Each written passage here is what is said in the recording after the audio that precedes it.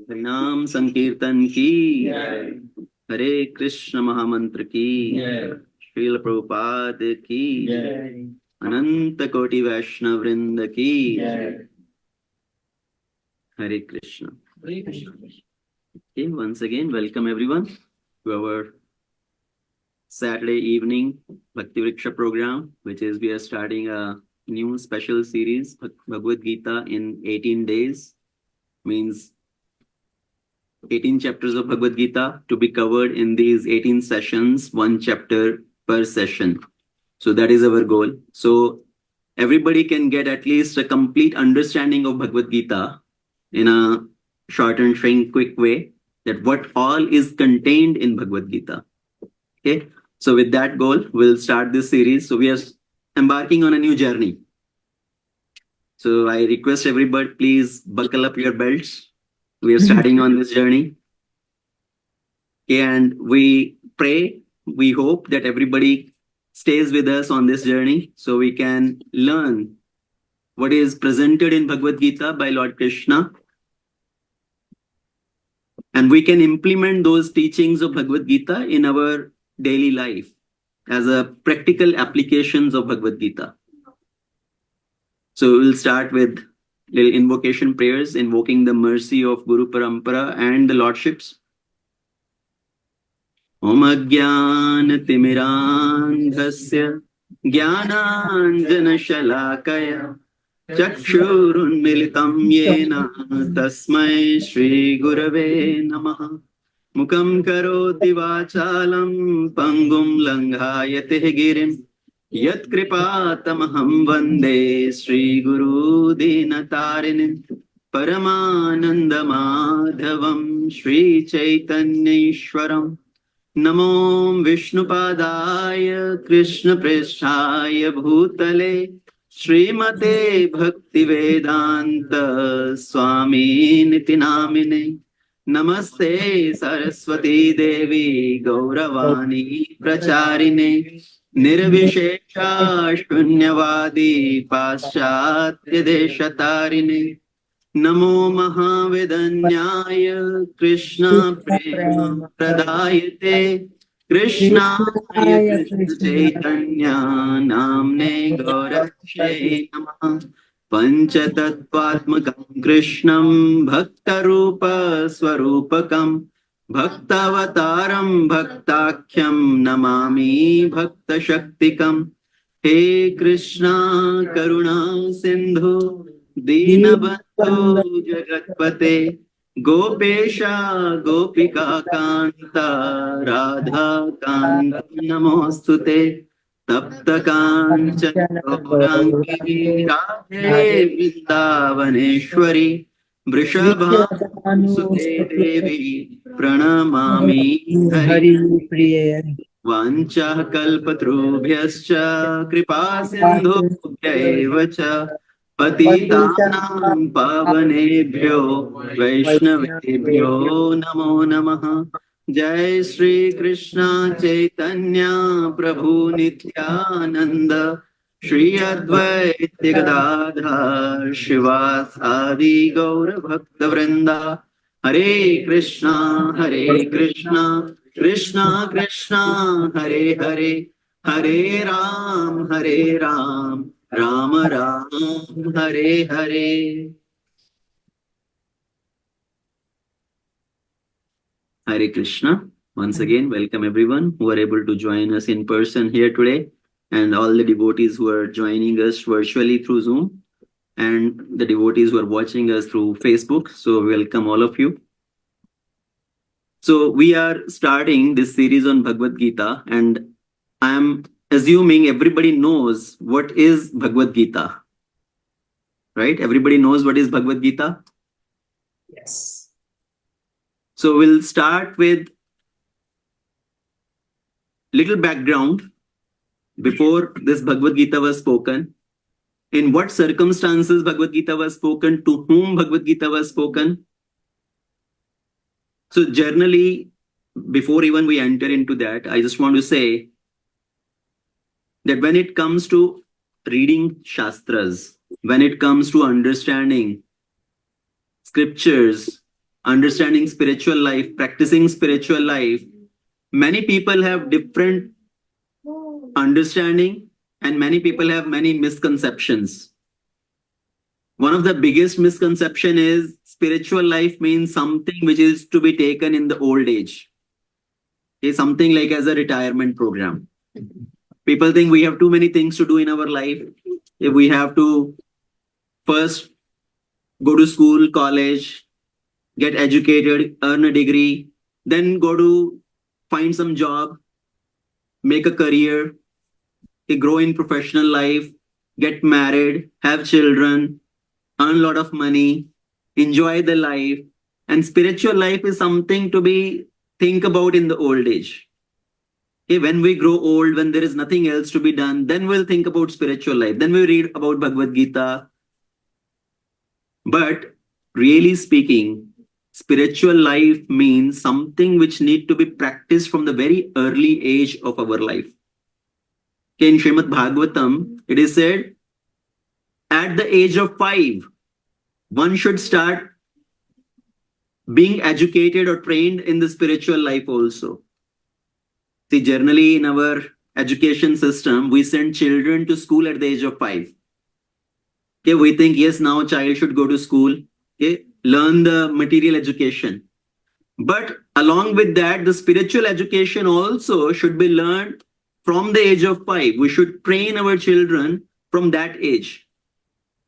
Now, nonetheless, even though maybe some of us did not take to spiritual life from that age, some of us maybe 30, 40, 50, but at least something, if we can take up right now also, that is also good. Okay, it's not that we have completely missed the train.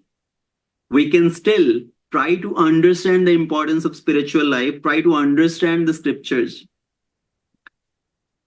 When we invite people, come to program, come to satsang, there are many excuses. And all of you also, I'm sure, you also have gone through, you have heard all these different sort of excuses. And the common excuses are we are too busy. If we have so many things to do, even on the weekends, it's hard to find time because we are busy with children activities, we are busy with household chores, we are busy with lawn mowing, taking care of the flower beds and flower gardens, plucking the weeds out. So people say we are busy with so many things. And many times it's kind of self-imposed responsibilities which keep us busy. Okay? People engage themselves in so many activities which are maybe not of as much of importance, but we think they are important. If people are busy with children's activity in terms of science Olympiad, math Olympiad, destination imagination, and whatnot, robotics and all, and it eats up so much of time. And people think these are the most important activities. If our children do not engage in these activities, then what is their future? Right? Their future will be lost. But if we think of all of us also, we all, how many of us maybe really engaged in those sort of activities? But I can guarantee maybe we are still doing all pretty good, isn't it? It's not that our future was kind of completely in dark. We came from all that background where all these things were not there. But people just bombard so much of these things and they consume, all these activities consume so much of the time. And we say, yes, we are busy. But we forget to participate in the most important aspect of our life, which is spiritual life, which is understanding the values of life. Yeah. All of us, I will say, agree that we want to make our life successful, isn't it? Yeah. Everybody want to make their life successful. Everybody want to live their life in a meaningful way. Nobody want to just waste their life. But we forget how to live that life meaningful, how to live that life with a full purpose, how to make that life most accomplished and valuable. And for that, we have to understand the Shastras. We have to understand the message of Bhagavad Gita. And when we apply that message of Bhagavad Gita, then only we can learn how to live. So that's why reading Bhagavad Gita, understanding Bhagavad Gita is very important. I compare Bhagavad Gita as a guidebook. Okay? Many times people say Bhagavad Gita is the manual of life, but I don't agree with that statement that Bhagavad Gita is the manual of life. Why? Because manual many times is considered as which is giving as a steps-to-step formula, right? That is a manual. Sometimes coming from engineering background and all that, we have a how-to documents. Now you do this step, next you click on this button, now you do this step. So it gives us a step-by-step direction. Bhagavad Gita is not like that. So Bhagavad Gita is not the manual of life which is giving you dictating as a step-by-step direction. But Bhagavad Gita is the guidebook. It gives the guidance in general principles how to live life. And Bhagavad Gita can also be compared as a GPS. Okay, we use GPS to give us directions. And if you take a wrong turn, the GPS lady will speak. It will read out, it will recalculate. Okay, you have taken this wrong turn. Now go 500 feet this way and then make another this turn, U-turn or something. So Bhagavad Gita also teaches us that whatever you have done in your life so far, that's okay. Now follow these directions, how to live the life. Now also you can make a U-turn or you can take a new route and still you can reach your destination to fulfill the purpose of life. So that's why Bhagavad Gita is like a GPS. It's like a guidebook for our life. Gita positioning system. Yes, Gita positioning system, not the Google positioning system. Okay. So with that, now we'll start with a little background of Bhagavad Gita, how Bhagavad Gita was spoken. Everybody is familiar. Bhagavad Gita was spoken by Lord Krishna to his dear friend Arjuna on the battlefield of Kurukshetra. And how all these circumstances came up, why Bhagavad Gita is spoken on the battlefield, why to Arjuna. So we will answer these questions first. So we know there was this great war. Mahabharata. I think there is an echo coming up. If everybody can keep themselves mute. So we know this great war is going to happen between the Pandavas and the Kauravas. And first of all, why this situation came up that there has to be a war. Okay, from the very childhood of Pandavas, they were thrown out of their rightful kingdom. They had to struggle in the childhood. One of the Pandavas was trying to be poisoned. Bhima was trying to be poisoned. And then they were trying to be murdered in a Lakshagra, right? They were trying to be burnt alive. Then they had to live in the forest incognito for some time. And then when they came back, they were given a part of land which was like a completely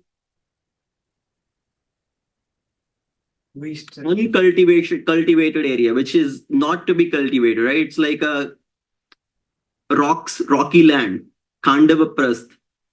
So they still worked hard and made Khandavaprasth into Indraprasth. Still, Duryodhana was so much envious, he wanted to acquire that Indraprasth also. So then this gambling match happened, where with cheating, they defeated the Pandavas. Their wife Draupadi was tried to be disrobed, and ultimately they were sent to forest for exile for 12 years and 1 year of incognito. After that hardship also, when they returned back, they asked for their rightful kingdom to get their Indraprastha back. Duryodhana did not want to give their kingdom back. And Duryodhana was so stubborn, he rejected all the negotiations. Lord Krishna personally came as a peace messenger. And at that time also, Lord Krishna made a proposal, you give just 5 villages to the Pandavas, because as a Kshatriya, they have to rule. Right? The Kshatriya's responsibility is they rule over people, and that's how they conduct their lives. So you just give 5 villages and they will be satisfied, they will be happy. You can keep all the kingdom. You can keep Indraprastha also. And Duryodhana said, I don't want to give even a land equal to the tip of the needle. As much land to put the tip of the needle also. So all the peace negotiation failed, and finally this war had to happen. So all the armies have assembled in this field, which is known as Kurukshetra.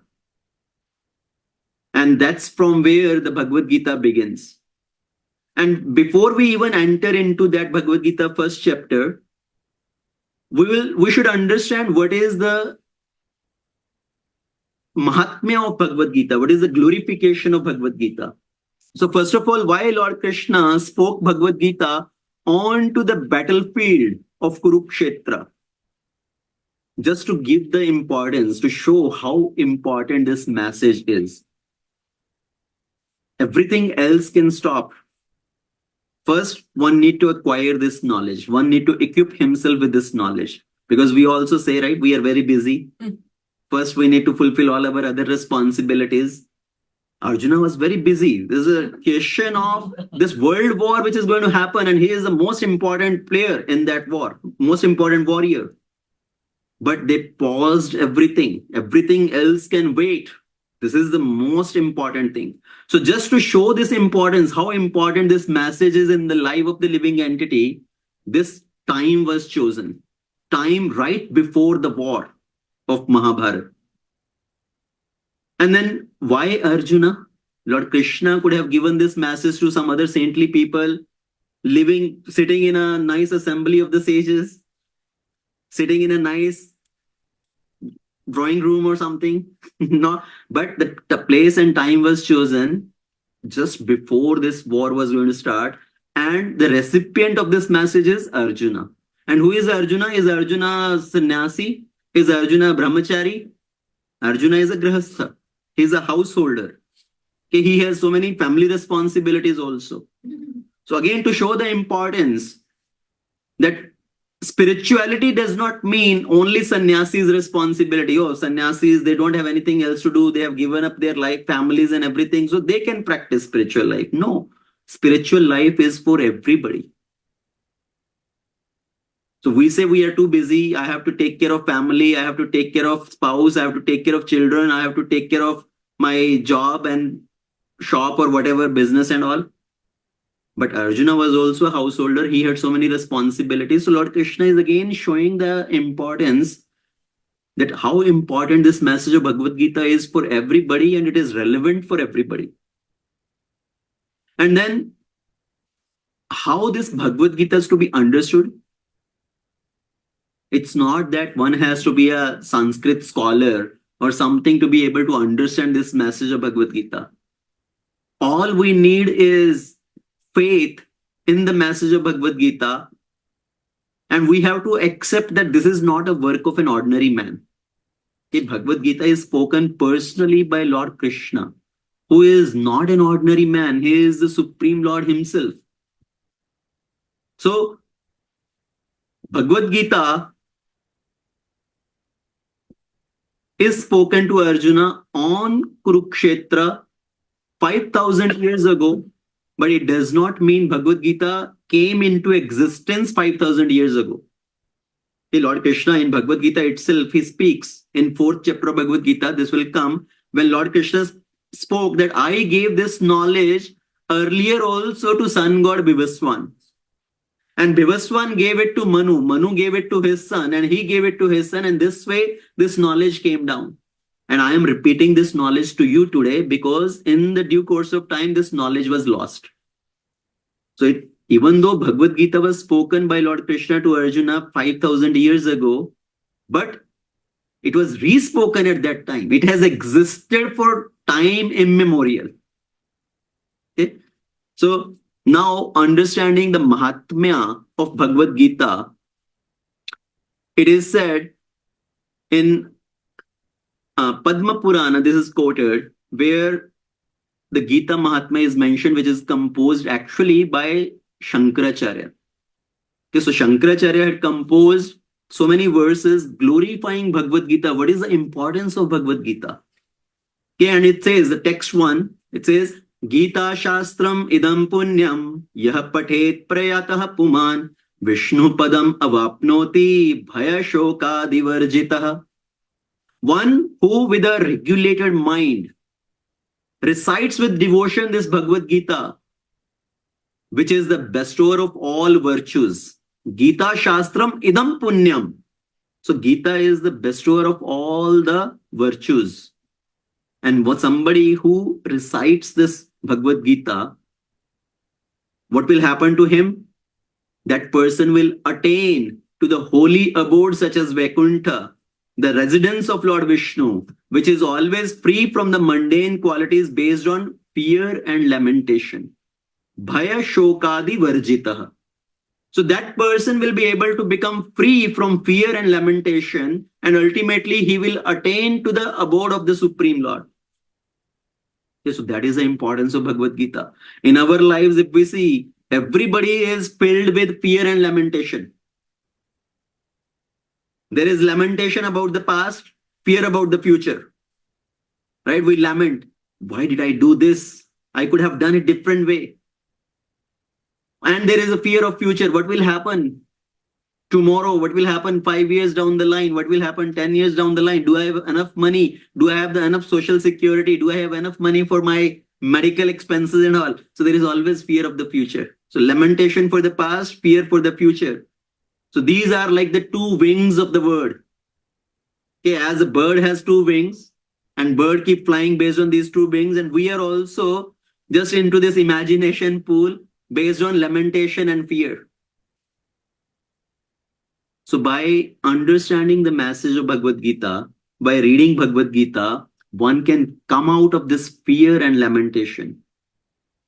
Okay, we can cut out these two wings, namely of the fear and lamentation. So that is the glorification of Bhagavad Gita. Then further it says, Gita adhyayan shilasya pranayama prayasya cha neva shanti hi papani purva janma kritani cha.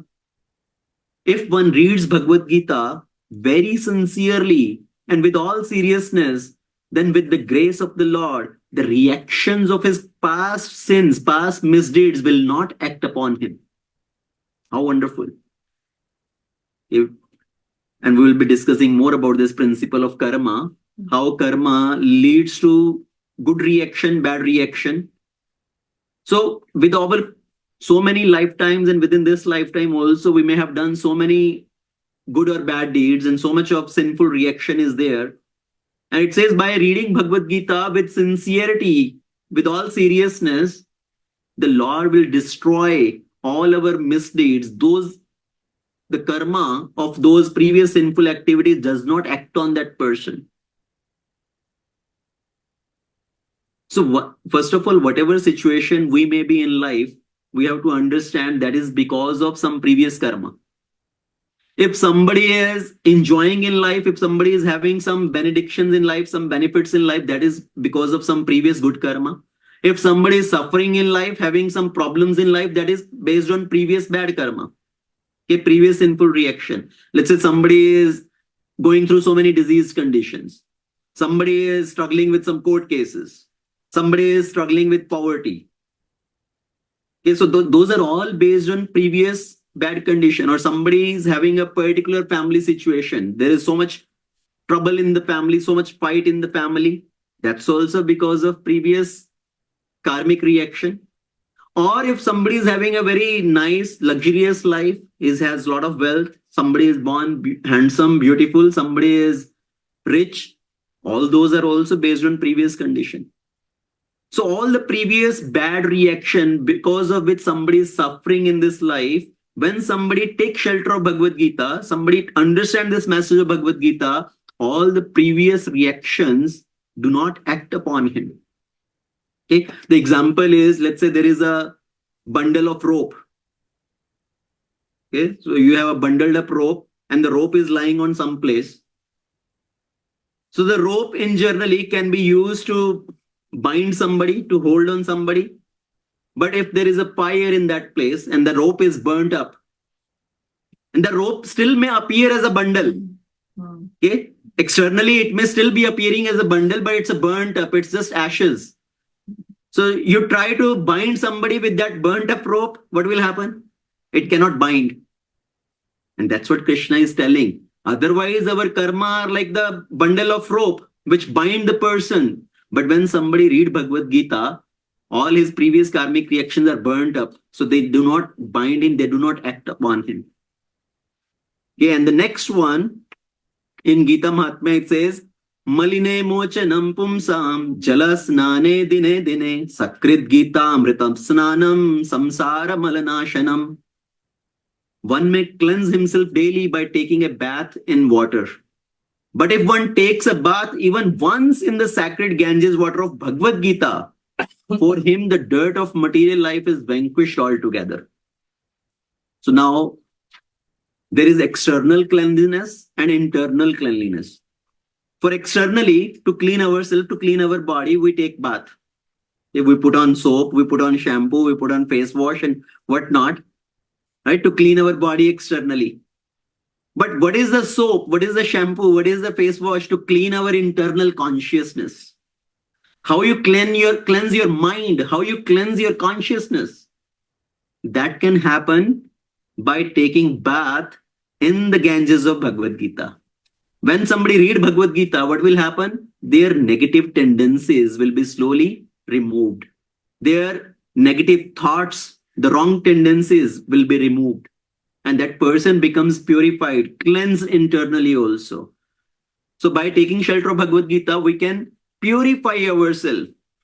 And the next it says, Gita sugita kartavya kim anye shastre vistare ya swayam padmanabhasya mukha padmad vinishrita. Because Bhagavad Gita is spoken by the Supreme Personality of Godhead, one need not read any other Vedic literature. Okay, very important here. One need only attentively and regularly hear and read Bhagavad Gita. In the present time, people are absorbed in reading so many mundane literature, so many novels, Harry Potter and this and that. If somebody read all these books, what happens? Does their consciousness become cleansed, purified, or it gets more dirty? So people are spending their time in so many reading other mundane literature, filmy gyan and cricket gyan and what all things. But if we spend some time in understanding the message of scripture, there is no need to read any other Vedic literature. So first of all, there are so many Vedic literature. Okay, if we ask our Hindus or people of Sanatan Dharma, you ask somebody, what is our scripture? Many times people are not able to answer that also. What is our scripture? What is our most important scripture? If somebody says Ramayana, somebody says Mahabharata, somebody says Purana, somebody says Upanishad, somebody says Vedas. Yes, we have all these Vedic literature. But among all that, the most important is Bhagavad Gita. Why? Because Bhagavad Gita is the essence of all the scriptures. So first of all, if somebody understands Bhagavad Gita, he can understand all the scriptures in nutshell.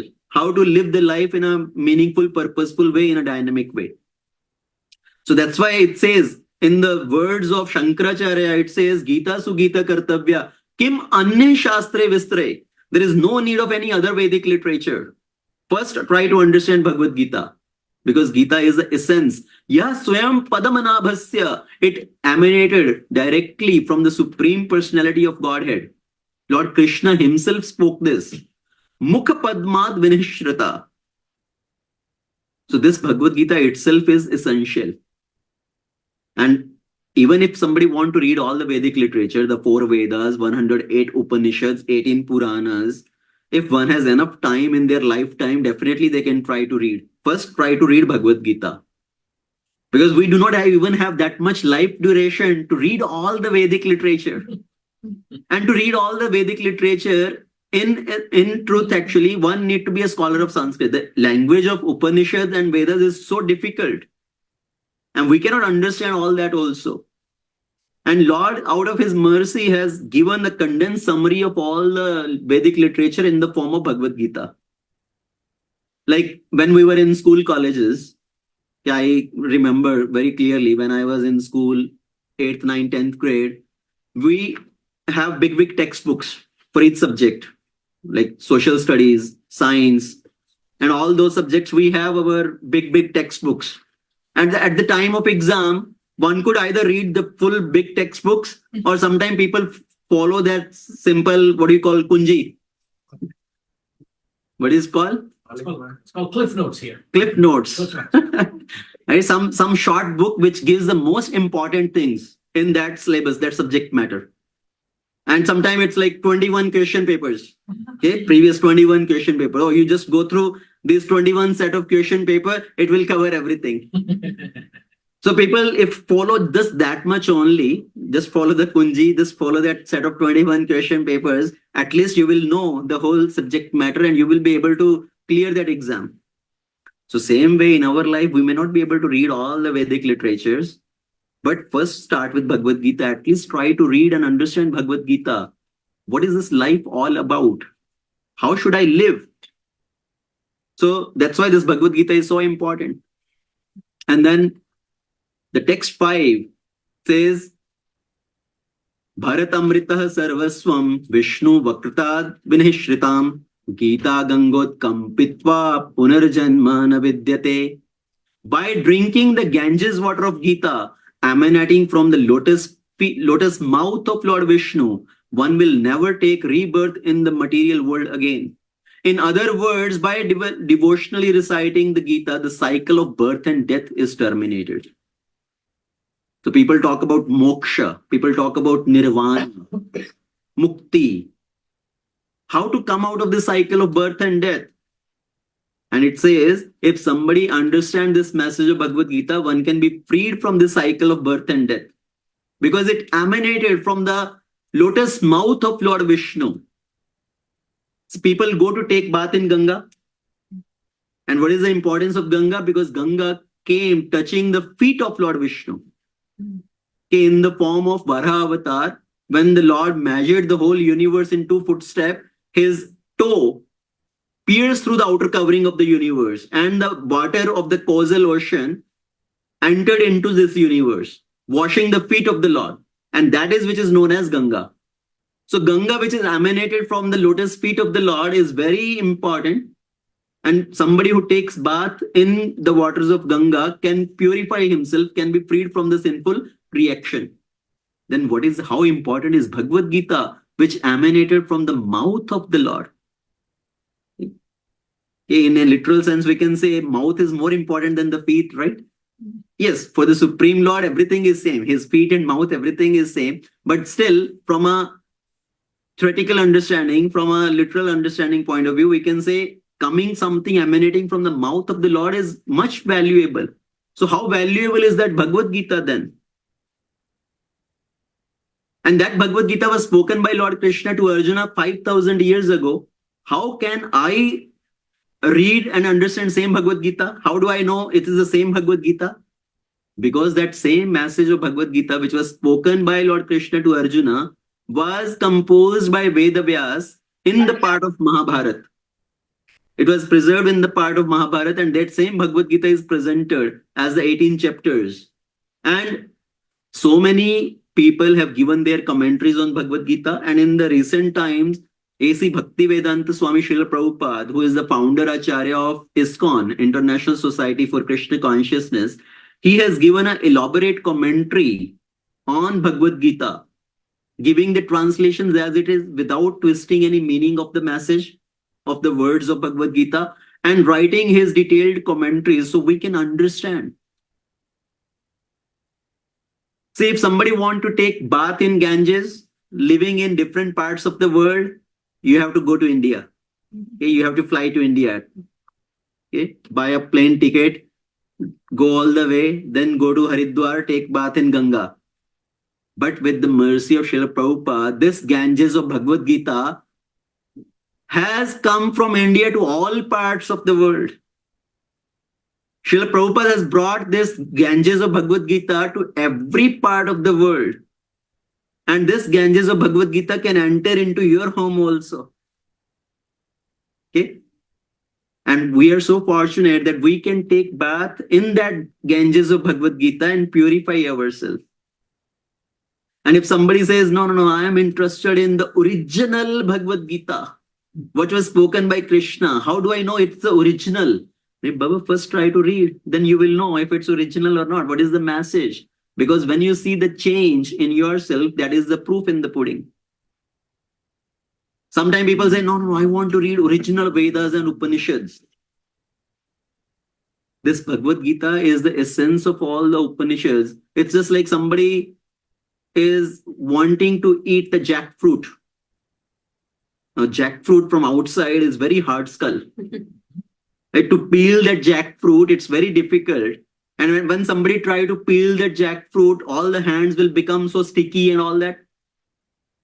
But if somebody has already peeled that jackfruit, brought the fruit outside and presenting you that fruit, please now take this jackfruit. And you say, no, I want the original jackfruit.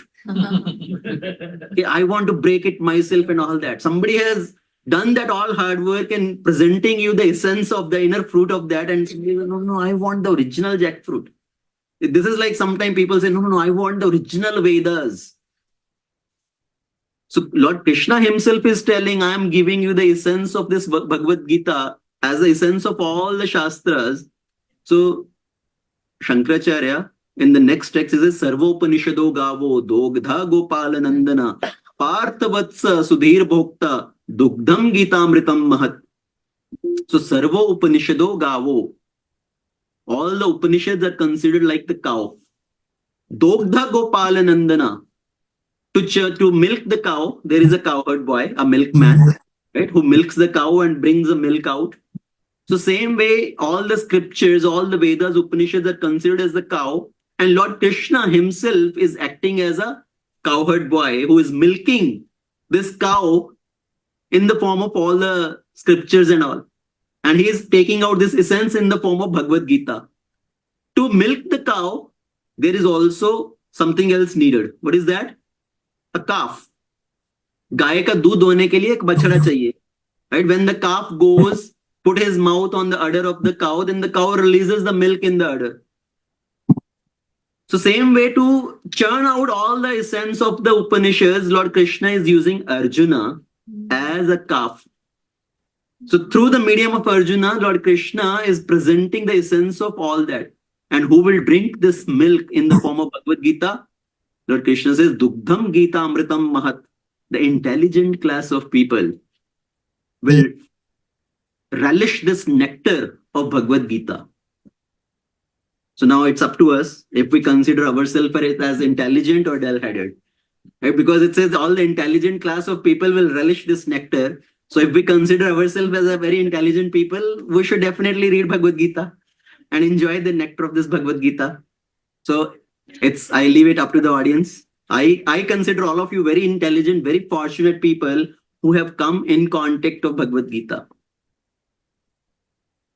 which is personally given by Lord Krishna. Now we enter into the first chapter of Bhagavad Gita. Okay, so the first chapter of Bhagavad Gita. Now the way we want to present it, we'll use an acronym to give as an overall flow, overall summary of the chapter. Okay, to understand what is the overall flow of this chapter. So the first chapter acronym used to understand this is doubt. D-O-U-B-T, doubt. Okay, so the first chapter titled as Arjuna Vishada Yoga. And it's also mentioned as Sainya Nirakshan Yoga, observing the armies on the battlefield. Okay, so this is the title of first chapter. Arjuna Vishada Yoga means Arjuna was put into a lamentation. So that's why it's called Arjuna Vishada Yoga. And the first section of this chapter is also observing the armies on the both sides, on the side of Pandava and on the side of Kauravas. That's why it's called Sainya Nirakshan Yoga, observing the armies. So that is the title. But the acronym to understand the flow of this chapter we will use as doubt. D-O-U-B-T.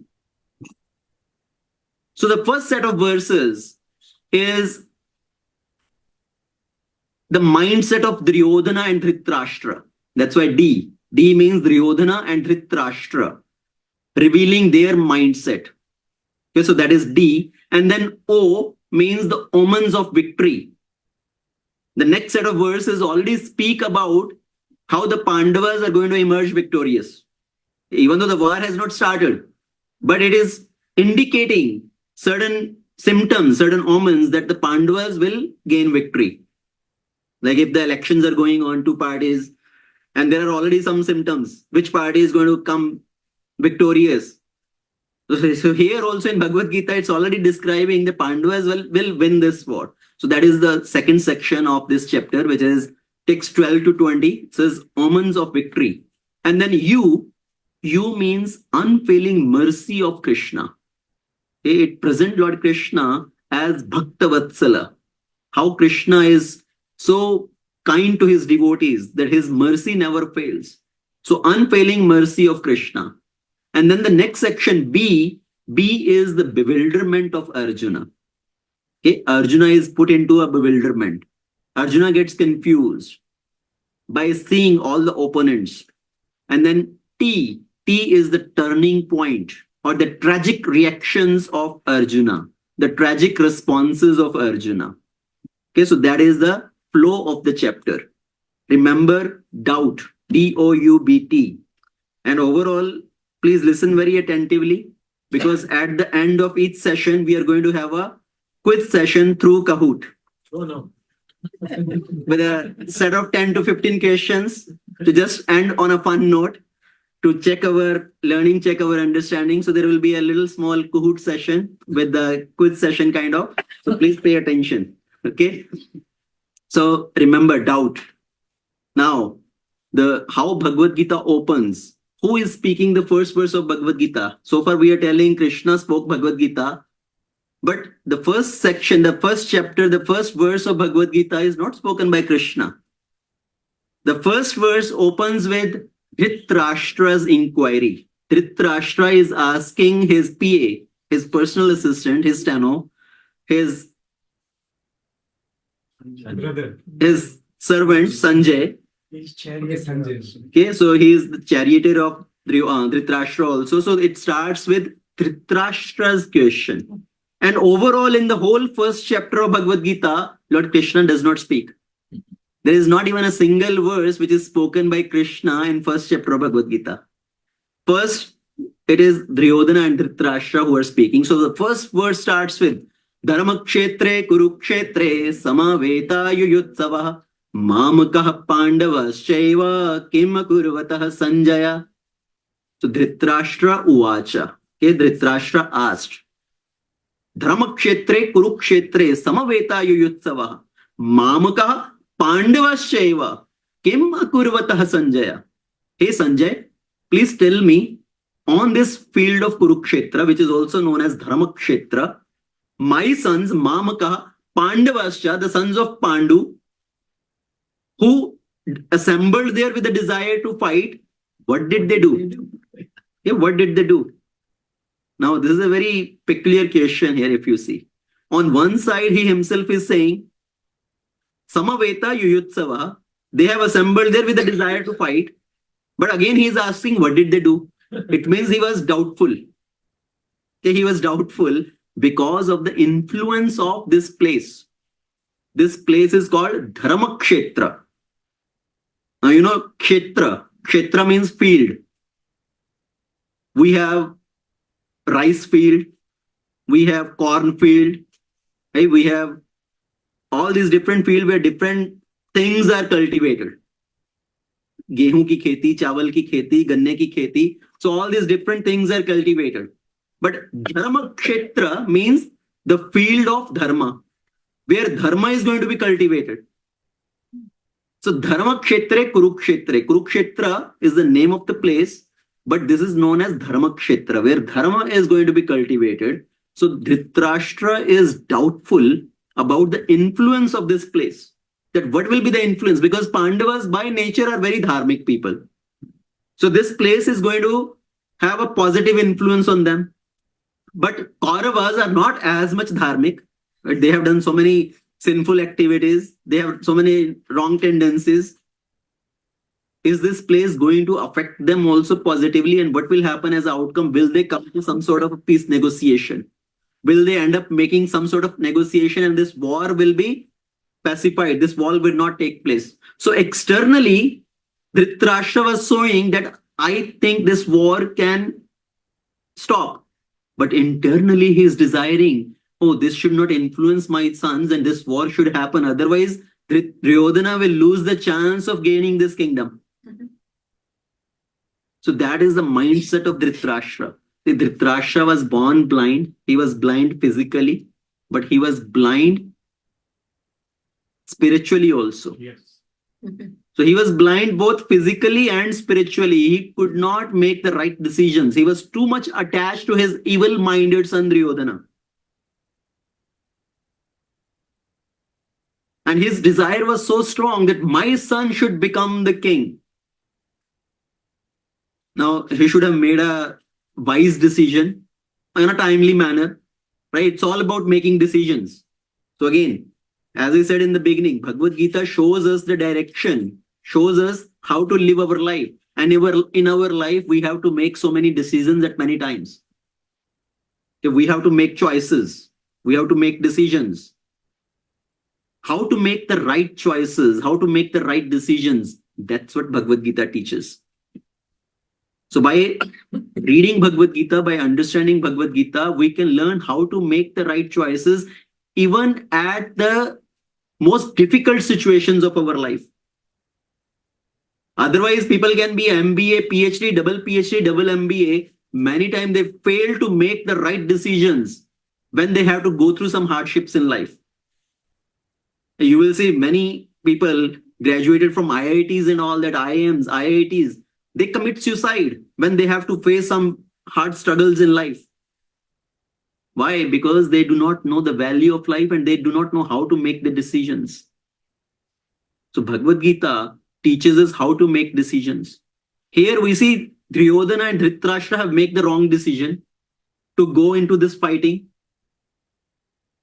So they should have made a wise decision in a timely manner, in a right manner. Duryodhana wanted to enjoy the opulences of the kingdom. He could have done that still, give the kingdom to Yudhishthira, let him rule. And Yudhishthira is so virtuous, he is so kind, he will share the revenue with Duryodhana happily, right? Okay, you enjoy. So he should have just given the kingdom, let him rule, and he will still be able to live happily and enjoy. But he made the wrong decisions. Envy. It happens, right? We see in political words also, and in companies also, big companies, they make the wrong decision. They want somebody in their family to become the CEO, not giving that position to the worthy person. Yes, you want to live in luxury, you want to enjoy, just appoint somebody who is worthy, who will run this business very nicely, and you will still be able to enjoy all the revenue, all the benefits. Yeah. So here, same scenario. Dhritarashtra could not make the right decision because he was mentally and spiritually blind. And it's not illegal for him to think of his son becoming the king, but it was not the intellectual decision. It was not illegal decision, but it was not intellectually right decision. Everybody wants, yes, my son should progress, my son should take up this position, but so it's not illegal, but still it was not an intelligent decision. So Dhritarashtra is asking this question after he has asked Sanjay understand his mentality, that what he is trying to understand, that did the war happen or not, or my sons and the sons of Pandu, they came to some compromise. So Sanjay starts to narrate. So Sanjay says, your son Duryodhana, after seeing the army of the Pandavas, he went to his teacher, Dronacharya. Pashyetam Pandu Putranam Acharya Mahatim Chamum Vyudham Drupad Putrena Tava Shishyena Dhimataha. So your son Duryodhana, after seeing the army put together by the Pandus, actually, who was the chief who was appointed as the general in the side of Pandavas?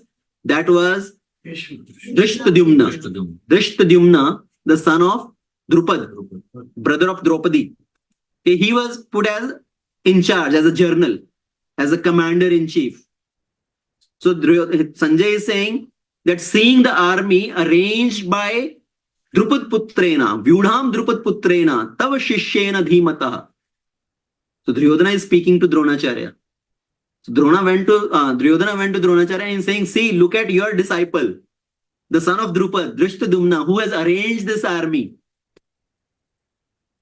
So now, first of all, why Duryodhana went to Dronacharya, not Bhishma Pitama? Bhishma Pitama was commander-in-chief of Kaurava's army. But Duryodhana did not go to Bhishma, but rather he went to Dronacharya. Why he went there? To not understand from him that please guide me, what should I do now? He went there to poke, to point his mistake, to fault find in Dronacharya. He's saying, see, you trained this Drishtadumna, now he is standing in your opposite party. He is against you and he has arranged all this military against you. So to point to Dronacharya's mistake and to invoke his anger. You have done one mistake earlier, now don't make any other mistake. Okay? So you should fight with full vigor. Don't spare any pains. So that is Duryodhana's mentality. So his implied message is don't be soft-hearted. Fight with full heart against the army of Pandavas. I know you may have soft corner against the Pandavas because Arjuna is your dearmost disciple. But now don't have any soft corner. Fight with full vigor. To invoke his anger and to do fault finding in his guru. Generally, when we go to guru, what should be our mood? What should be our mindset?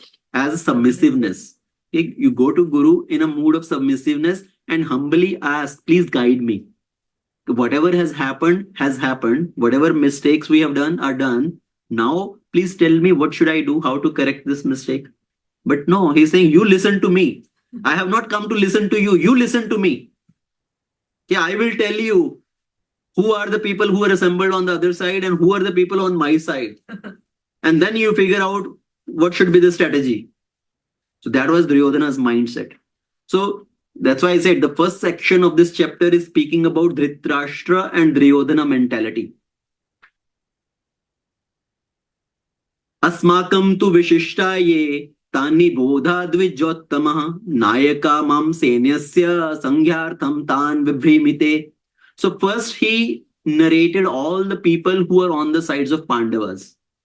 Okay, there is Drishtadumna, there is Arjuna, there is a Bhima and Drupad and all that. So he told all the people who are on the sides of Pandavas. And after telling all the people on the sides of Pandavas, then he started to do self-glorification. Okay, then Duryodhana started doing his self-glorification. Now, listen to me, who are the people on my side? Yeah, I have all these great journals on my side. And all these people are unconquerable. They are always victorious. And they are ready to lay down their lives for me. So he was speaking all these things. That is too much of self-glorification. Okay? It's like too much of pride and arrogance. And no compassion for other people. So listen to the words which Duryodhana uses. So for your information, oh best of the Brahmanas, let me tell you all the captains who are specially qualified to lead my military forces. So that shows the pride of Duryodhana. He's talking to his guru, not asking him suggestion, but telling him suggestion. This is like ahankar vimudhatma karta ahamiti manyate. So out of pride and arrogance, one thinks I am the doer. So one try to take the credit of everything.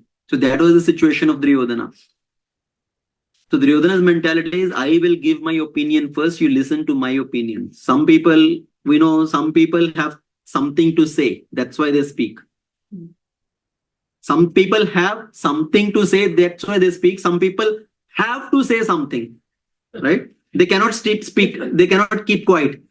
They say, if I don't say, people will not understand my value. I have to say something.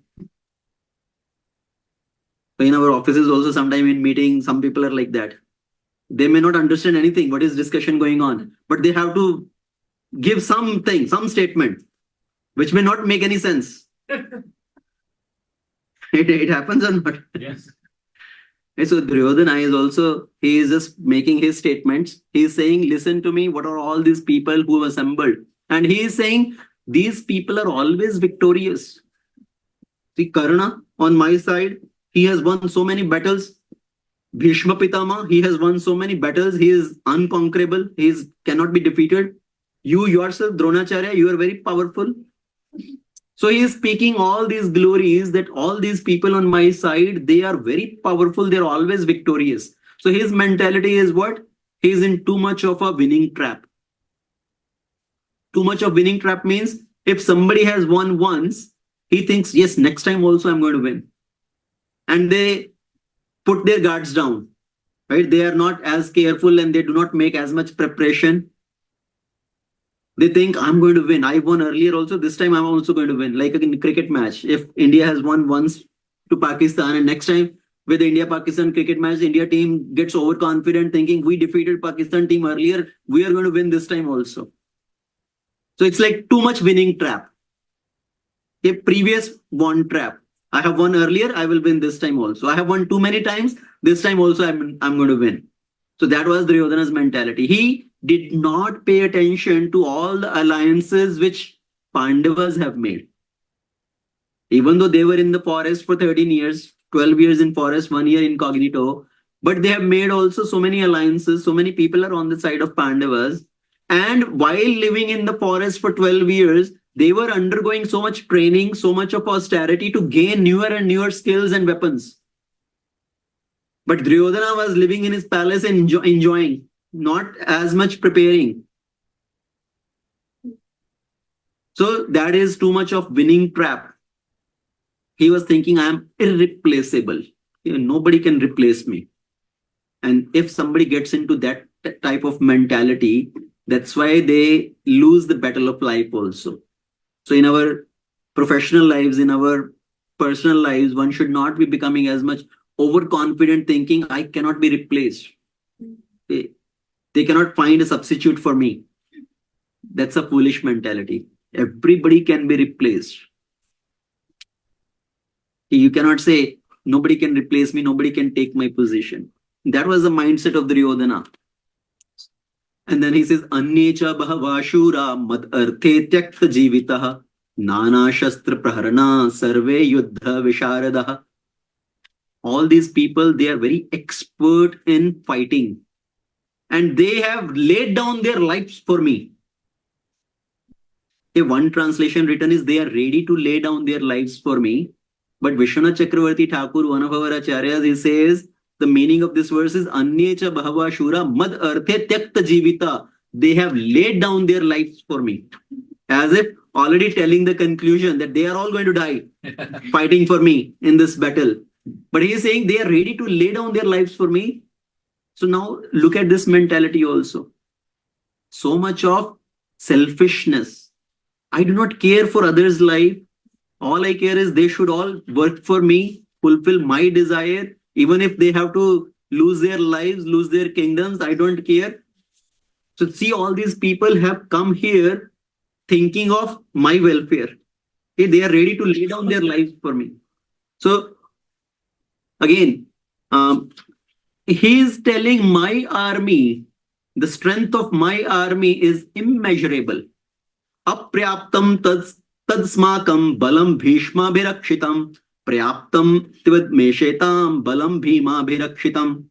See, our army being protected by the strength of Bhishma is immeasurable.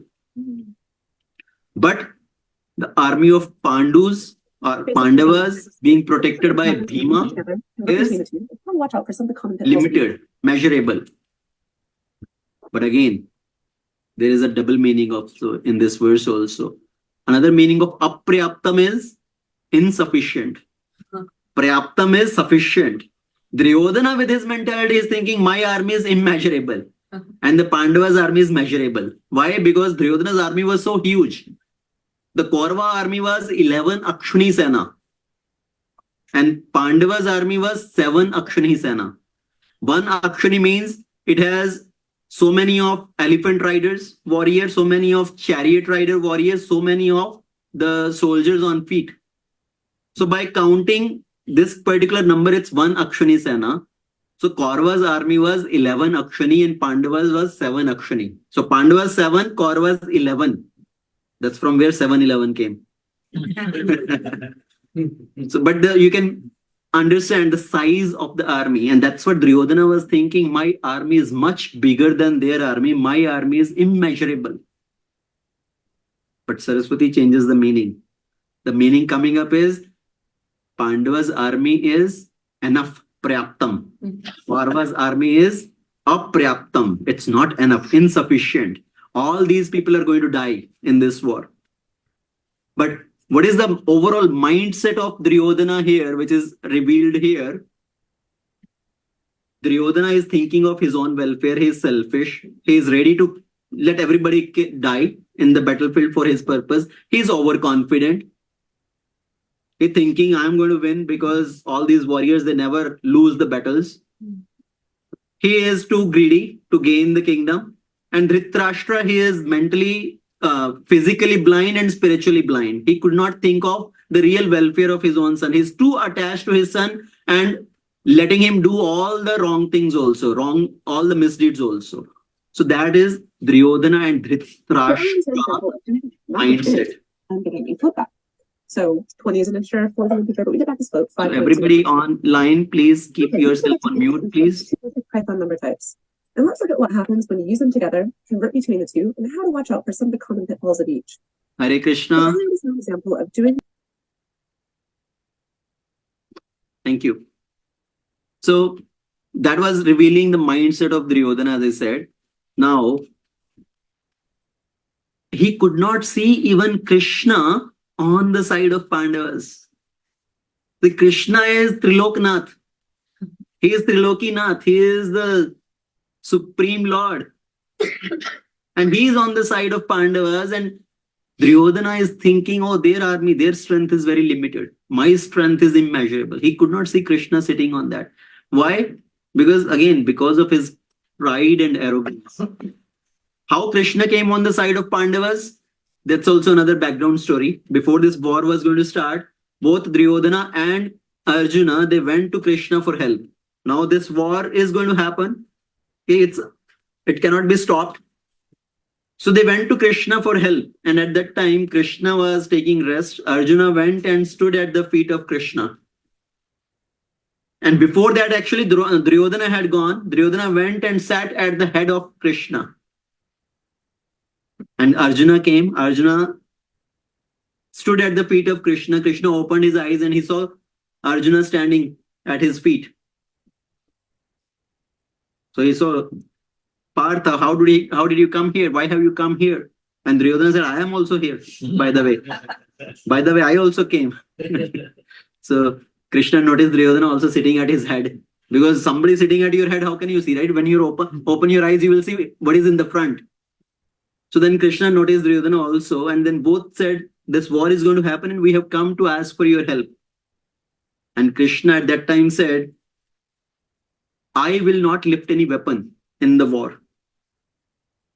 Okay, so if we both have come for help, I can make an arrangement that on one side, it will be my army, my Narayani Sena. On other side, I will be myself empty-handed without any weapon, Nihatha. And Krishna told Arjuna, you ask first, you choose first. And Duryodhana was in a perplexity, Duryodhana was in a fear. What if Arjuna asked Krishna's army? I did not came here to ask empty-handed Krishna. What will I do this empty-handed Krishna, this coward boy? So Arjuna, he said, I did not come here to ask help from your army. Okay, I came here to ask help from you. I don't want your army, I want you. You please be on my side. And Krishna said, I'm not going to lift any weapon. What will you do? Say, you please take control of my chariot. You just drive my chariot. Give me direction, give me guidance in this battlefield. That's all I want. And Duryodhana in his heart became very happy.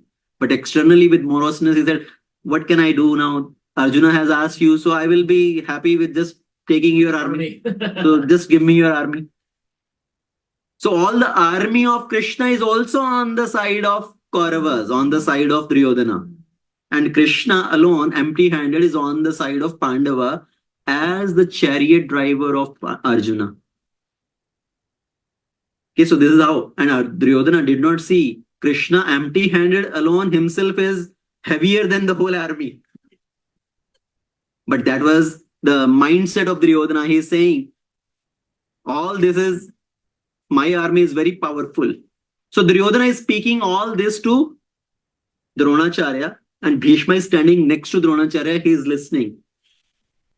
And Dronacharya, when Duryodhana spoke to Dronacharya and Bhishma and Dronacharya did not give any response to all what Duryodhana has spoke. They did not give any verbal reply. All they did is Bhishma took his conch shell and blew his conch shell. Dronacharya took his conch shell and blew his conch shell. So all of them together, they started blowing their conch shells, indicating, yes, we are on your side. We have come to fight. We have chosen to be on your side for some way or other, for some reason or other, by hook or crook. We are on your side and we are going to fight. So they all blew their conch shell.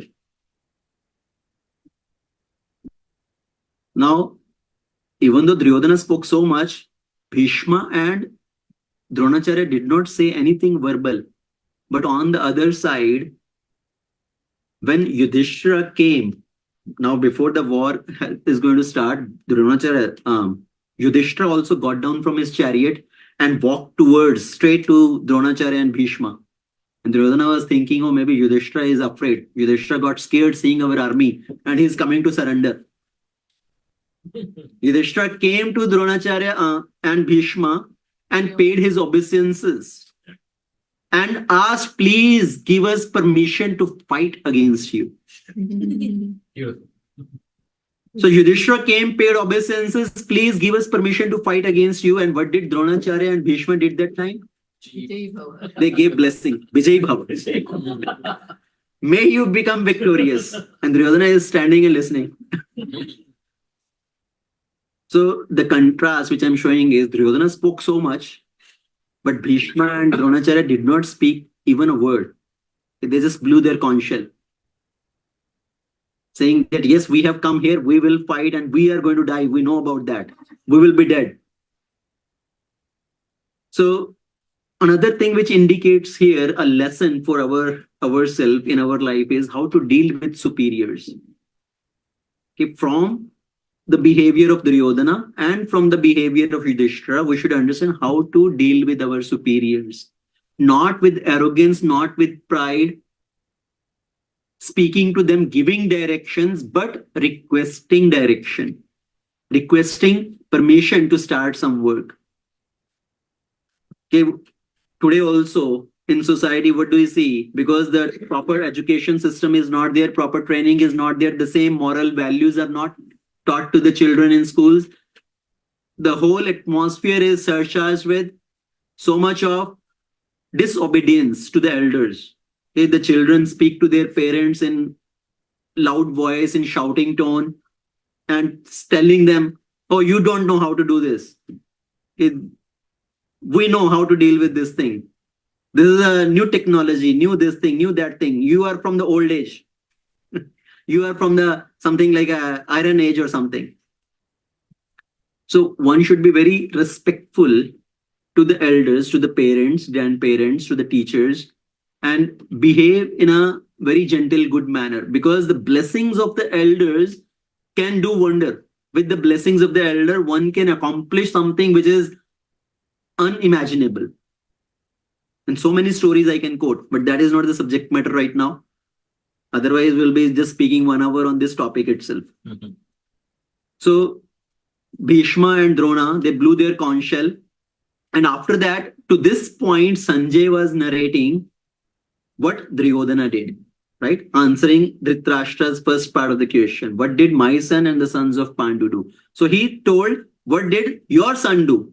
After that, now he is telling all the symptoms of victory, all the omens of victory which are present on the side of Pandavas. Now, as he starts narrating about the side of Pandavas, he takes his camera to Arjuna.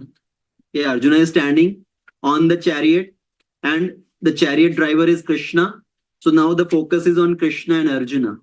The entry of the hero is happening here. Who is the hero? Krishna. Lord Krishna is the hero. And how Krishna is seen in the first scene? As a driver of the chariot, holding the reins of the horses. In a movie, in a Bollywood, Hollywood movie, when the entry of hero is shown, it is like very dhamakedar entry, right? Something very attractive, very bold entry of something. So hero is riding on the motorcycle or on the two horses, 1 feet on one horse, another feet on another horse, and riding or something. But here, Krishna is seen as the hero. He is shown here sitting on the seat of a driver, holding the reins of the horses, in the seat of a servant of his friend, in the seat of a servant of his devotee. Just imagine, that's what we talked about, Krishna's unfailing mercy on his devotees. So all the symptoms of victory are shown. There is sign of the symbol of Hanuman on the flag of Arjuna. Krishna is addressed as Madhava. Madhava means the husband of goddess of fortune. That means the fortune is going to be on the side of the Pandavas. Arjuna is addressed as Gudha-kesha, means somebody who has won over his ignorance, somebody who has won over his sleep. That is the meaning of Gudha-kesha. Gudhak. Gudhak means ignorance. Isha means the controller. Okay, somebody who has controlled his ignorance, his sleep. He has won over his ignorance and sleep. So like that, there are so many omens of victory which are described here. And finally, when they are shown, Arjuna and Krishna are shown on the chariot, they also blow their conch shell one by one. All the Kauravas blew their conch shell all together at one time. And it says, it did not have much influence on the Pandavas. It's not that their heart got shattered or they were filled with fear. But here, when the Pandavas started blowing their conch shells, Krishna blew his Panchjanya conch shell.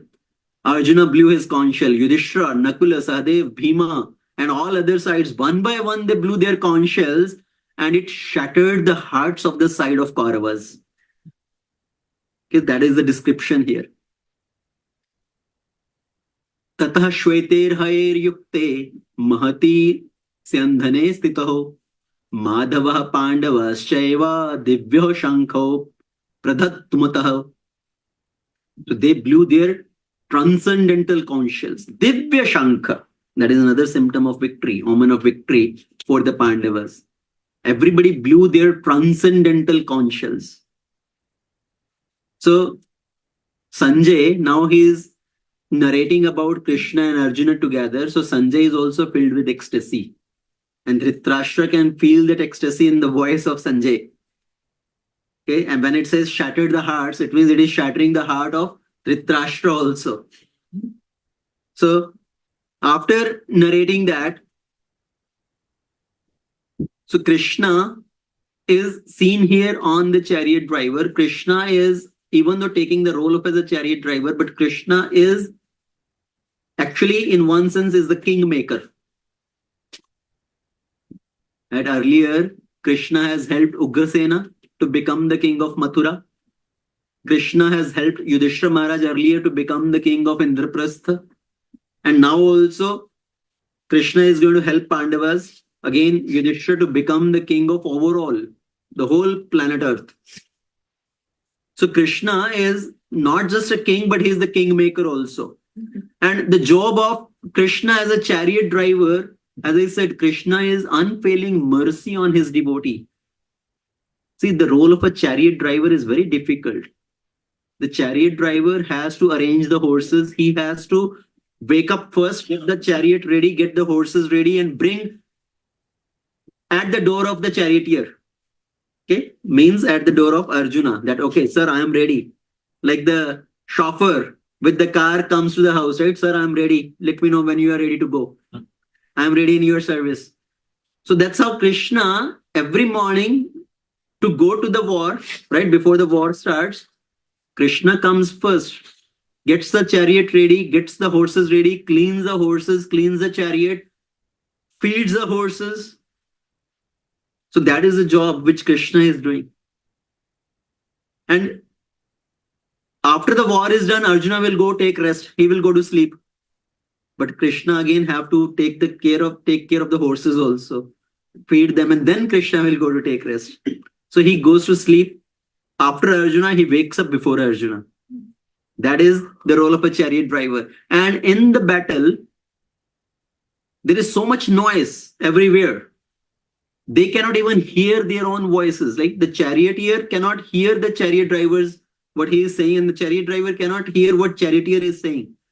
And how the message is exchanged, if Arjuna want to tell, take my chariot on the right side, he will kick on the right shoulder. If he want to tell Krishna, take my chariot on the left side, he will kick on the left shoulder. If he wants Krishna to go straight, he will kick in the middle, in the back. So Arjuna is going to kick Krishna, and Krishna, being the Supreme Lord, he is ready to take the kicks of his friend and his devotee. So that is the Bhakta Vatsala of Krishna. How merciful. So now, after they blew all their conch shell, now the next part is bewilderment of Arjuna. Arjuna is getting bewildered. How? Because Krishna want to give this message of Bhagavad Gita. So this is all situation created by Krishna, that Krishna is going to put Arjuna into this bewilderment. And how does it start? Arjuna tells Krishna, Arjuna uvacha sainayor ubhayor madhye ratham sthapya me achyuta. Hey Achyuta. Achyuta is address for Krishna, who never fails from his position. So as I said, even though Krishna is taking the role of a chariot driver, it doesn't mean Krishna's position has become minimized. Krishna still remains as the Supreme Lord. It is just out of love for his devotee he is doing this. So Krishna is Achyuta, unfallible. And Arjuna is telling to Krishna, Senayor Ubhayor Madhye Ratham Sthapya. Please take my chariot in the middle of both armies. Why? Because I want to observe who all have come on this side, who all have assembled for the desire of fighting. Because Arjuna wanted to see who all have assembled, because they are all on the side of Duryodhana, and Duryodhana is evil-minded. So all these people also should be evil-minded, because they're all the feathers of the same bird. So Arjuna was thinking, everybody on the side of Duryodhana will be all like him only. And Arjuna want to see who all have come here with the desire of fight. So he said, please take my chariot in the middle of both armies so I can observe both armies. Now this is the twisting point. And this is Krishna took this situation to put Arjuna into bewilderment.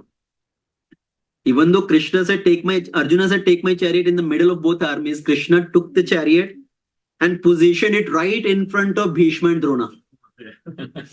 Okay, see, you wanted to see who all assembled there? See, your grandfather, great-grandfather Bhishma Pitama is there, your teacher Dronacharya is there, teacher Kripacharya is there, all your brothers, cousins, friends are assembled there with the desire to fight.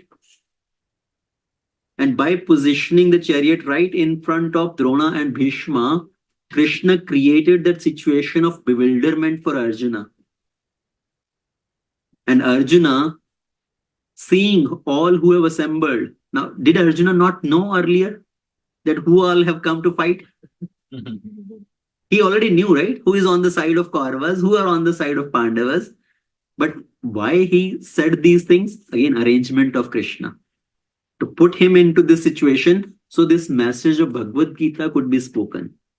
Krishna chose this particular time of confusion by putting Arjuna into this confusion, so that this message can come out for the whole world.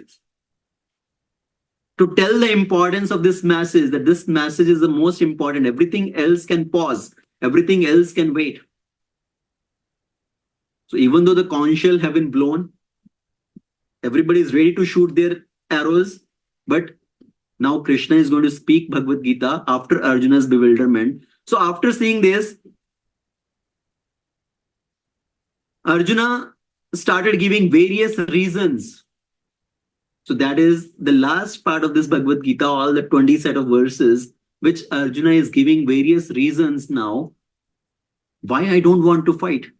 So just imagine, conches have been blown. They all have assembled with the desire to fight. Now the best warrior is telling, I don't want to fight.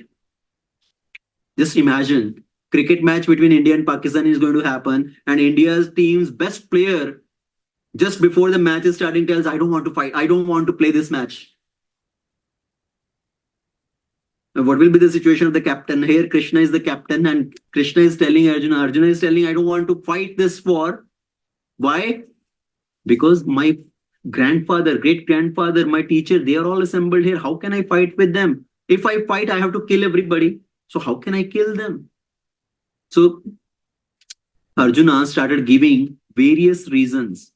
In specifically, Arjuna gave 5 reasons why he does not want to fight. What happened by seeing all these people? Arjuna's mouth started drying up. His body limbs started shivering. His Gandiva bow started slipping from his hands. Tears were coming out of his eyes. So these are the symptoms mentioned for Arjuna. So Arjuna was, the first reason Arjuna gave was out of compassion for all his relatives and friends. They're all my relative friends. How can I kill them? So he was thinking from the bodily connection point of view. His compassion was from the material point of view, not from spiritual point of view. So in Sanskrit, we use 2 words, kripa and kripaya. Okay? Kripa and kripaya, mercy and compassion. What is the meaning? What is the difference between these 2 words, kripa and kripaya? If I tell you full statement, in one statement, both words can be used. कृपया करके मुझे भोजन दीजिए. कृपया करके मुझ पर कृपा कीजिए. Okay, so कृपया is the inner feeling. Kripya is inner compassionate feeling by seeing somebody in problem.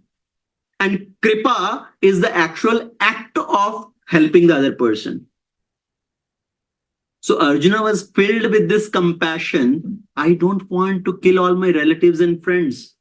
If I fight in this war, I have to kill them. So I don't want to fight. So he was filled with material compassion. It's like he wanted to save all his relatives, like the saving of the dress of the living entity. If somebody is drowning and somebody is trying to save that person, they just hold on to the jacket of that person. So they are able to save the jacket of the person, that person itself drowns. Just saving the jacket of that person, is that enough? So same way here, Arjuna is saying, oh, I am having too much compassion. I don't want to kill all my relatives. His compassion was at the material level, at the bodily level. And Arjuna's another reason which he is giving is,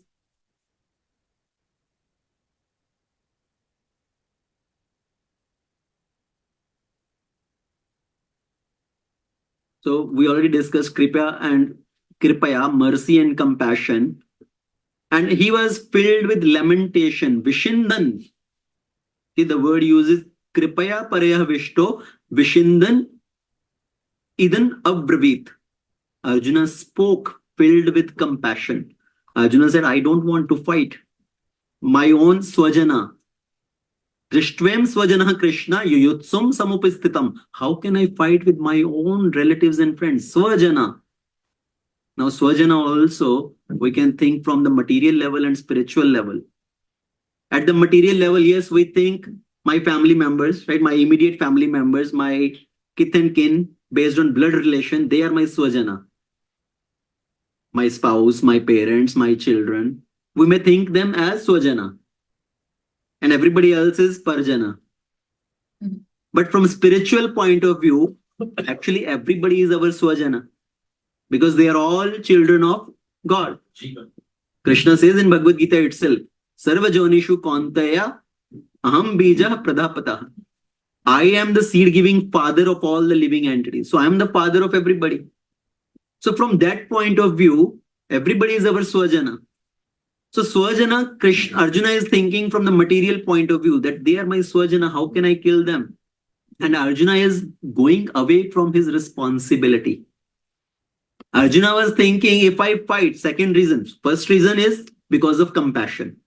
Second reason Arjuna is giving is, if I fight this war, if I have to kill them, I will be incurred with sinful reaction. Okay, by killing my relatives, my superiors, my great grandfather, my teacher, I have to face sin. So that was his second reason. That's why I don't want to fight. Now, if we really see from the scriptural point of view, what is the meaning of sin?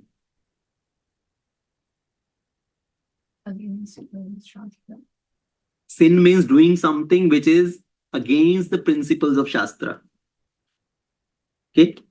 Sometimes people think sin means doing something wrong. Yes, that is sin. But also as per Shastra, not doing something which you are supposed to do, that is also sinful. Arjuna was thinking, if I fight, if I kill these people, I will have to face sin. But Krishna is going to tell Arjuna later, if you don't fight, actually, then it will be sinful for you. Because it is your responsibility to give punishment to the miscreants. If somebody has done something wrong, they need to be punished. Just for example, the judge's responsibility is to give sentence to the criminal. But now, if in the court, judge's own son is brought, judge's own son has done some crime, the police caught him, they brought him in front of the judge, and the judge started thinking, oh, it's my own son, how can I give him punishment? And out of that compassion for his own son, he is going away from his responsibility. Is that a good idea? So judge is going to face the consequences of not doing his responsibility.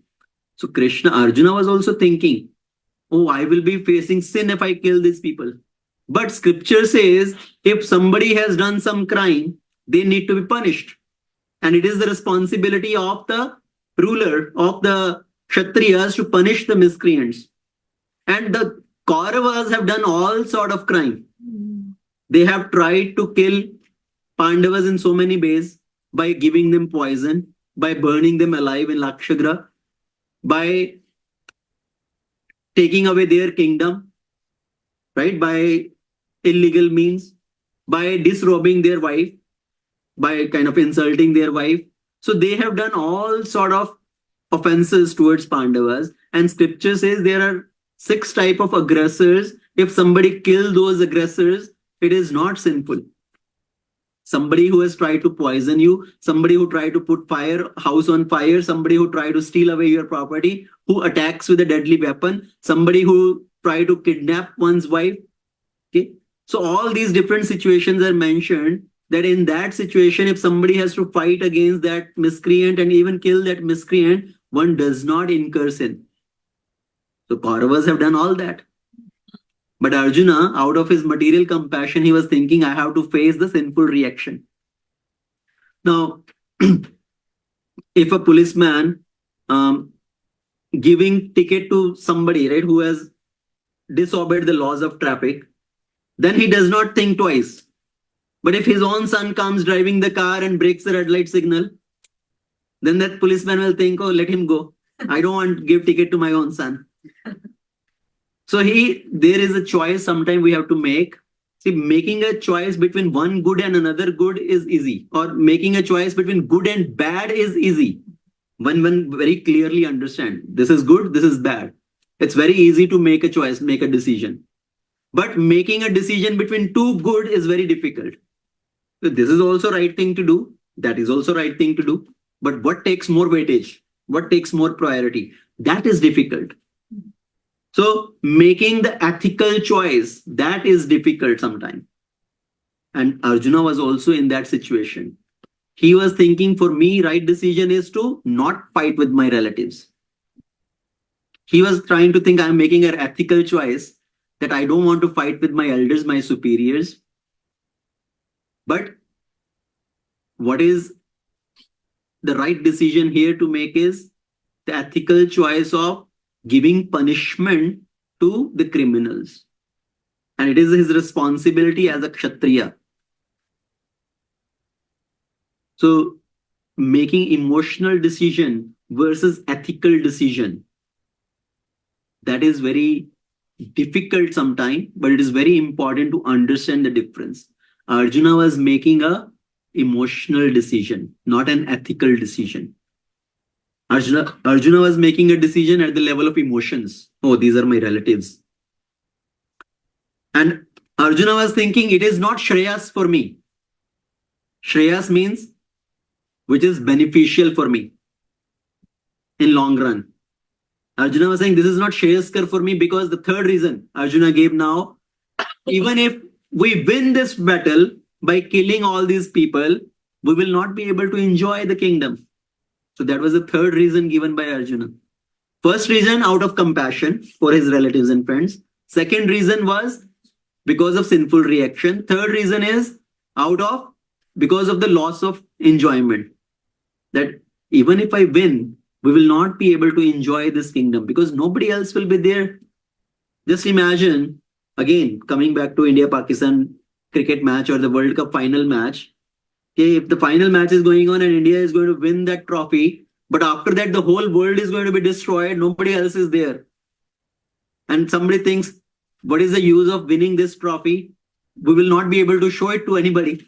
Okay, we will not be able to enjoy it with anybody. Arjuna was thinking same way. Even if we win this battle, all our relatives, they all will be gone. They all will be dead. With whom we will be enjoying? So loss of enjoyment. Even if we win, there is no enjoyment. This is not Shreyaskar for me. That is the word Arjuna is using. Shreyaskar. Beneficial. This is not beneficial for us. Now, this word will come again in second chapter also. Arjuna is going to ask Krishna. When finally Arjuna surrenders to Krishna, Arjuna is going to ask, please tell me what is the most beneficial for me? What is Shreyaskar for me? So what is the difference in Shreyas and Prayas? Okay, again, two words come in our scriptures, Shreyas and Prayas. Prayas means endeavor. Okay, our effort. And most of the scenario, we do our effort, we do our endeavor for some short-term gain. हम लोग अपना प्रयास करते हैं कुछ immediate benefit के लिए. Right? We do our endeavor for some quick gain. Child want to play for some quick enjoyment. We want to eat something for some quick enjoyment. Even though we may know in long run this is not good for me, but people want something quick enjoyment. So that is prayas. Prayas is done something for something short-term benefit. Whereas Shreyas is something as a long-term benefit. So Arjuna was thinking this is not beneficial for us. We will not be able to enjoy. Even if we gain the whole kingdom, we will not be able to live happily. So Arjuna said, Na kankshe vijayam rajyam sukhani cha. I do not desire victory in this war. I do not desire kingdom. Because there will be still no happiness. And after that, Arjuna gives the fourth reason. Fourth reason Arjuna gives is, if we fight in this war, we have to kill everybody. And the women, the children, they will have no protector. All the women will be unprotected. And they will be harassed in society in so many ways. People will do so many nasty, bad things. And it will give rise to unwanted population. Okay. Varna Sankara. It will lead to unwanted population. It will lead to bad progeny. Because the elder people will not be there and it will stop all the family traditions, all the samskaras. There will be no more samskaras being performed. It will lead to corruption in the society. So we know many of the samskaras are followed in our houses because of the elderly people. Okay, our parents, grandparents, when they are here, certain samskaras are followed. And if the elders are not there to guide, many samskaras are not followed. And these days we know in the society, the samskaras are just going away. There are no more samskaras that are being followed. From the Garbhadhana samskara till the Antyeshti samskara, there are so many samskaras to be performed. Even before the child is conceived, that is the first samskara, the Garbhadhana samskara. And the last samskara is Antyeshti. to perform the final rites of the deceased person.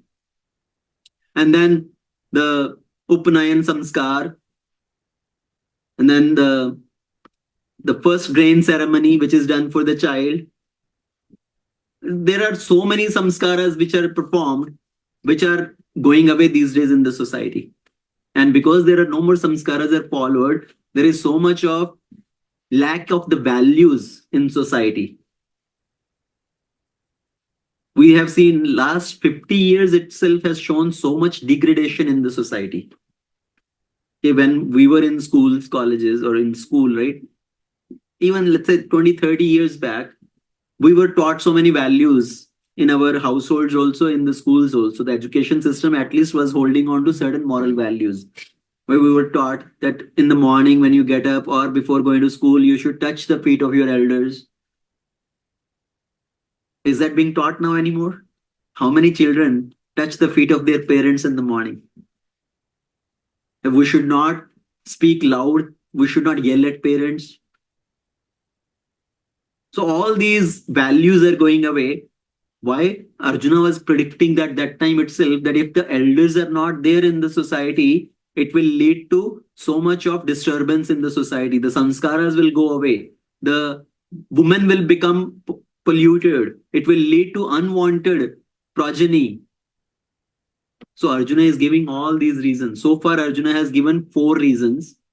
And the symptoms which are shown here is his mouth is drying up. Tears are coming from his eyes. His Gandiva bow is slipping. He is sweating. His voice is choking up. And all these are the material symptoms. So far Arjuna gave 4 reasons. In the beginning of the 2nd chapter, Arjuna will give his 5th reason of not fighting as indecision. I don't know what to do. I'm confused. I don't know what is good for me. To be killed by the Kauravas or to kill the Kauravas?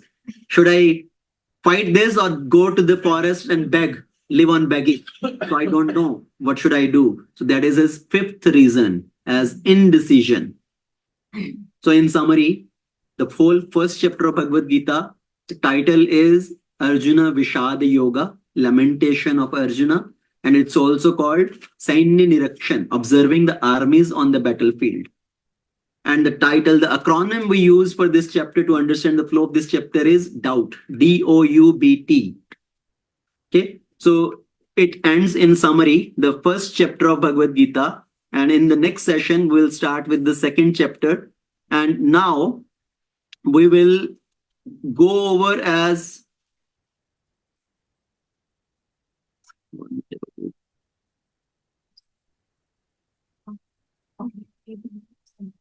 we'll see if somebody has any questions.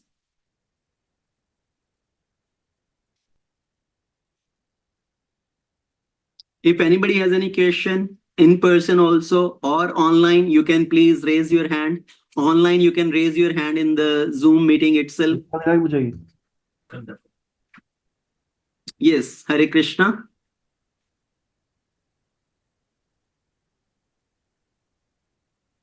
Somebody has a question online?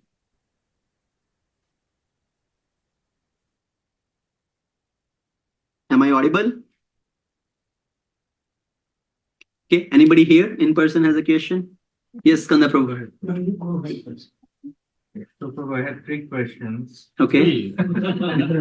No, good. Nobody's asking questions. Asking questions is very important. Yes. Okay, we should ask question if we want to understand better. Because all our scriptures are in question answer format.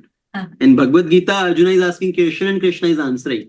In Srimad Bhagavatam, Parikshit Maharaj is asking question, Shukdev Goswami is answering. Or the sages of Naimisharanya asking question, Sutta Goswami is answering. Or Vidura is asking question, Maitra is answering. Or Yudhishthira Maharaj is asking question, Naradmuni is answering. So it's always as a question answer. And when we ask question, only then we understand better. We learn better. So don't keep any doubts to yourself thinking, oh, it may be very silly question or something. No question is a silly question.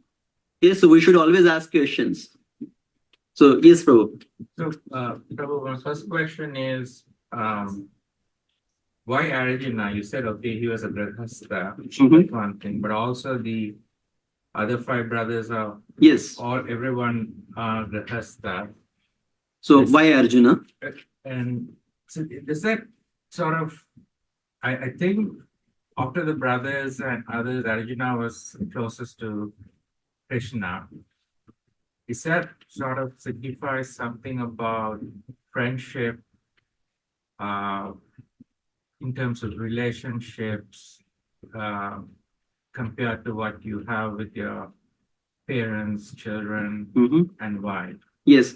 So the question is, in the beginning, I said Krishna spoke to Arjuna this message of Bhagavad Gita, and because Arjuna is a grihastha, to teach the whole world, right? Why it is important for the householders to understand scriptures, spiritual life.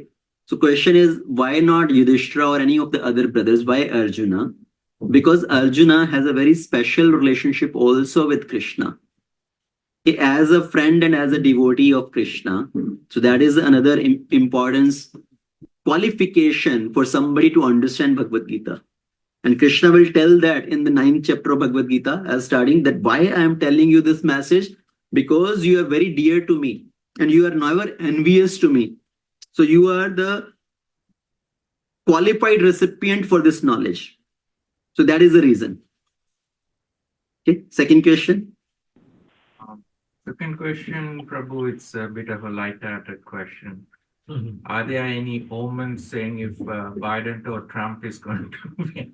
Are there any omens? So we said there are certain omens which was telling the victory of Pandavas.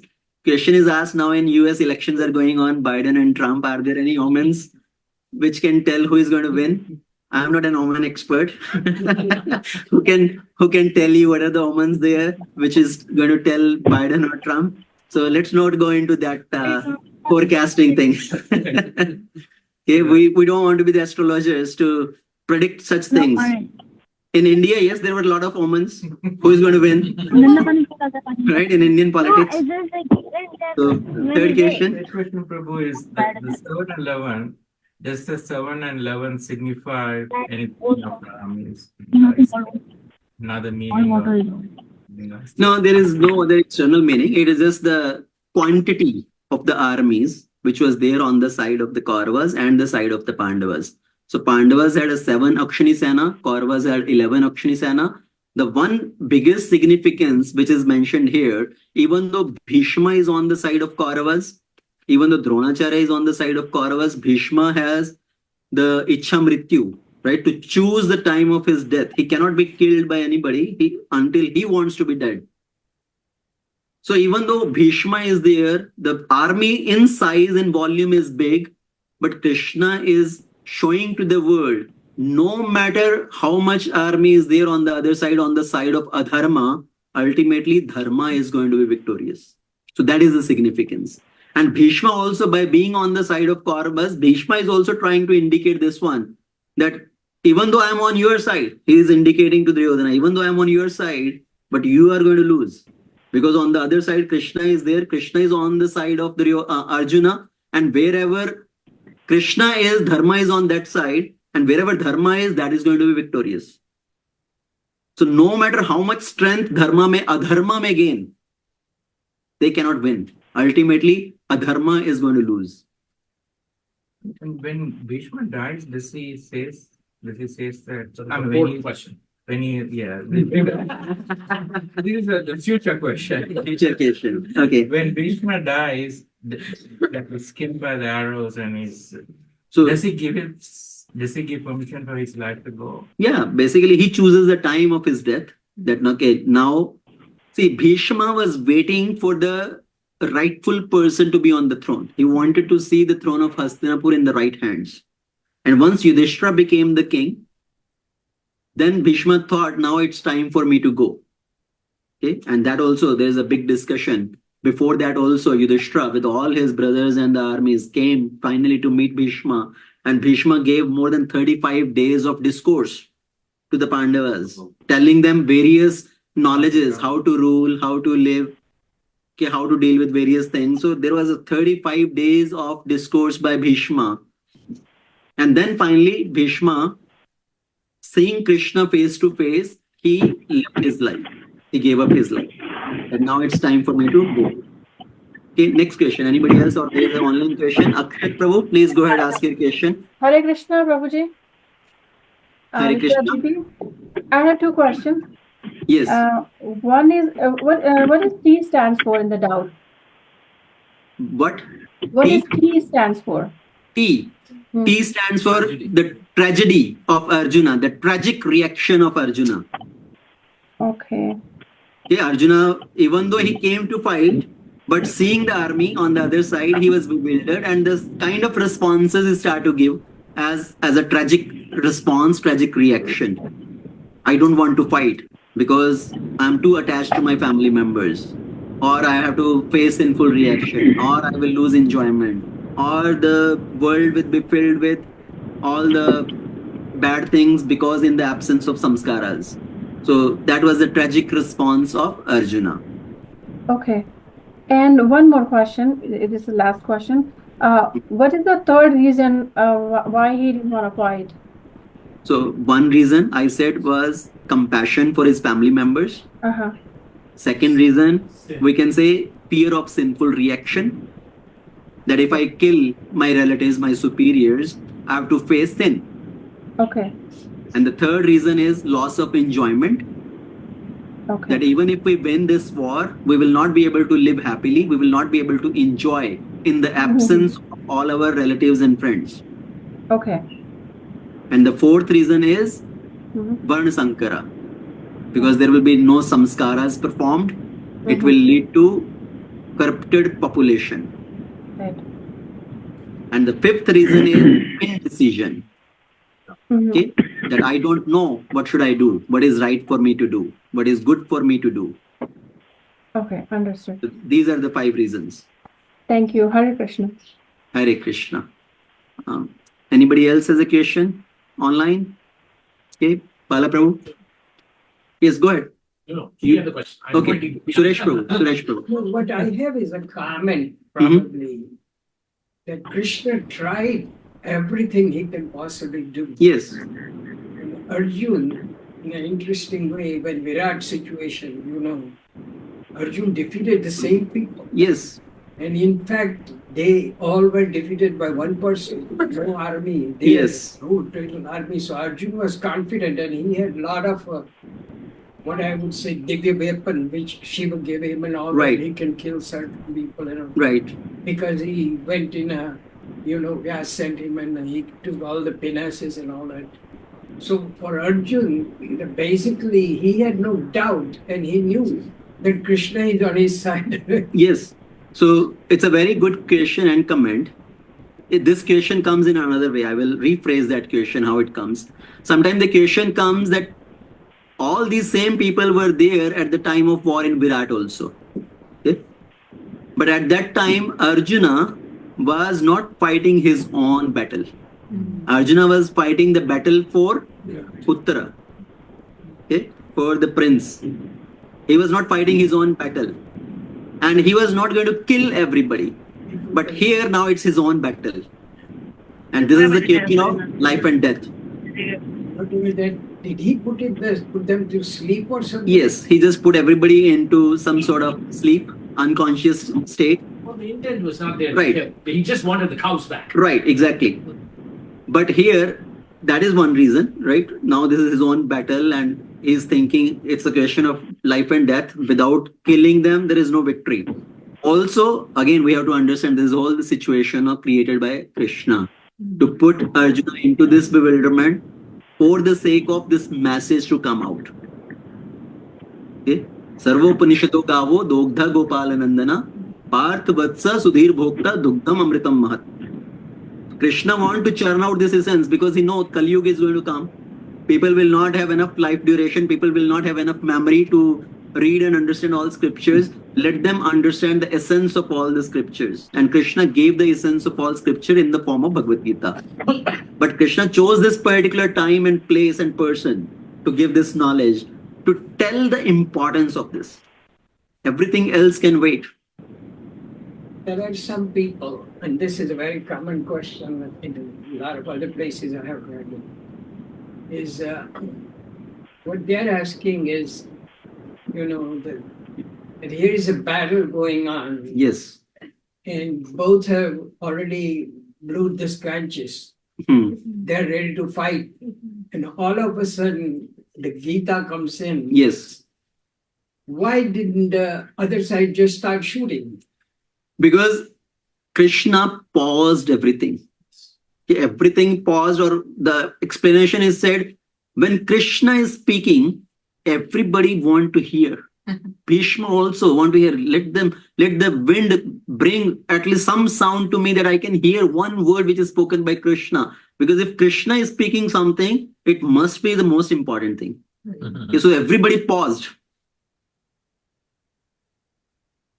So the whole time paused, and the whole Bhagavad Gita, how long did it take for Krishna to explain this Bhagavad Gita to Arjuna? 1 second. It says 45 minutes to 1.5 hours. This was the whole time of duration. So Krishna spoke the whole Bhagavad Gita, 700 shlokas in that much time, and Arjuna assimilated it. Arjuna understood everything. For us to understand one chapter of Bhagavad Gita, it has been more than 1.5 hours. We take almost 3 hours just Okay. to recite the Bhagavad Gita. Yeah. It takes almost 3 to 4 hours. Yes, for us to recite the whole Bhagavad Gita, it takes more than 1.5 hours. Right? It takes close to 2.5 hours to recite without trying to understand the meaning. Just recite all the 700 shlokas. It takes us more than 2.5 hours. I had somebody said the reason, and I think they're just sharing it to me. 2 army battles are there. Dhritarashtra is hoping that, that Sanjay basically was there. Yes.